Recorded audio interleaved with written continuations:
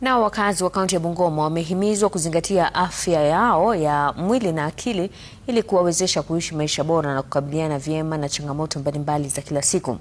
Akizungumza katika eneo la Kibachenje, eneo bunge la Bumula katika kambi ya matibabu ya bure, muuguzi kutoka hospitali ya Mathare Veronica Masinde amesema ni muhimu kwa wananchi kufanyia uchunguzi wa afya mara kwa mara, ikiwemo afya ya akili ili kubaini matatizo mapema na kuyadhibiti kabla hayajakuwa makubwa.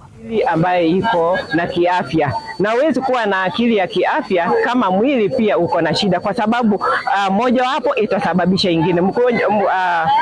Kukosa afya ya kiakili inaweza kusababisha pia mwili ukawe na shida. So ni vizuri mtu ajiangalie, ajipende, aweze kuzingatia kukosa na msongamano wa kimawazo.